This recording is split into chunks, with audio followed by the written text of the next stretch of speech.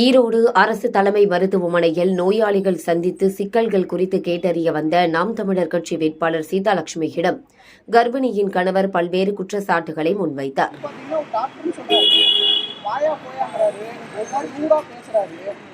ஏங்க சரிங்க ஓகேங்க இப்போ பார்த்தீங்கன்னா ஒரு 3 பேர் 4 பேர் இருக்காங்க அப்படிங்கிறீங்க. இப்போ வந்து 40 பேர் தான் நாங்கள் அட்மிஷன் பண்ணுவோம். நீங்கள் முன்னால் எழுதி போடுங்க. அப்படி இல்லைன்னா வந்து நீங்கள் கரெக்டாக டோக்கன் கொடுங்க. இன்னைக்கு வரவங்களுக்கு இன்னைக்கு பண்ண முடியும் அப்படின்னா நாளைக்கு பண்ண முடியும், நாளைக்கு வரவங்களுக்கு நாளான்னைக்கு பண்ண முடியும் அப்படிங்கிறத நீங்கள் சொல்லுங்க. அப்படின்னா வந்து பார்த்தீங்கன்னா அதை பற்றி எதுவுமே கண்டுக்கலைங்க. அது பார்த்தீங்கன்னா வந்துட்டு எக்கோ ஸ்கேனிங்னு சொல்லிட்டு ஒரு ஸ்கேன் எடுக்கணுங்க. அதுக்கு வந்து போனதுக்கு வந்து பார்த்தீங்கன்னா சுத்தமாக எதுவுமே இது பண்ணுங்க, ரெஸ்பான்ஸே இல்லை. அந்த டாக்டர் வந்து ரூடாக போய் சொல்கிறாங்க, உன்னால் முடிஞ்சால் நீ கம்ப்ளைண்ட் கொடுத்துக்கோ, நான் அப்படி தான் பார்க்க முடியும், நான் முடிஞ்ச கம்ப்ளைண்ட் பண்ணிக்கோ அப்படிங்கிறாங்க. நான் வீடியோ எடுத்தேன், வீடியோவும் எடுக்கக்கூடாதுங்கிறாங்க.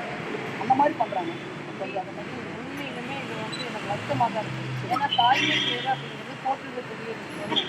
அது இன்னைக்கு மனைவி மாசமாக இருக்கும்போது இப்படி ஒரு சொல்லக்கூடாது. ஏன்னா அரவணைப்பு தான் ஒரு குழந்தை ஆரோக்கியமாக இந்த மண் வர்றதுக்கு காரணமாக இருக்குது. நான் இந்த இடத்துல வந்து ஒரு வேட்பாளராக கூட இல்லாமல் இந்த மண்ணினோட மகளா என்னோட தங்கைக்கு இப்படி ஒரு புரிஞ்சு நான் சட்டமன்ற உறுப்பினராக நிச்சயமாக இருக்காங்க. இது வந்து உனக்கானது மட்டும் இல்லை, இப்படி வந்து 1000 பேர் அப்படி ஒரு சூழ்நிலை தானே பாதிக்கப்பட்டிருக்காங்க.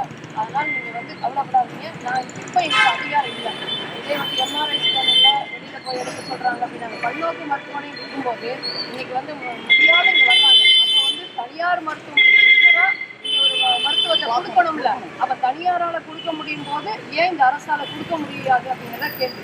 நாம் தமிழர் கட்சி இருக்கிறது அதுதான். சிறந்த மருத்துவம், தரமான மருத்துவம் அனைவருக்கும் சமமாக சரியாக அதை மன நிம்மதியோடு வரணும். வந்த மருத்துவர்கள் தம்பி நாங்க கவலைப்படாதீங்க, நாம் இருக்கிறோம் அப்படிங்கிற அரவணைப்பே அவர்களை பாதி குணமாக அந்த வேலையை அவர்கள் செய்வதில்லை. அந்த வேலையை செய்வதற்கான வேலையை நான் செய்கிறேன்.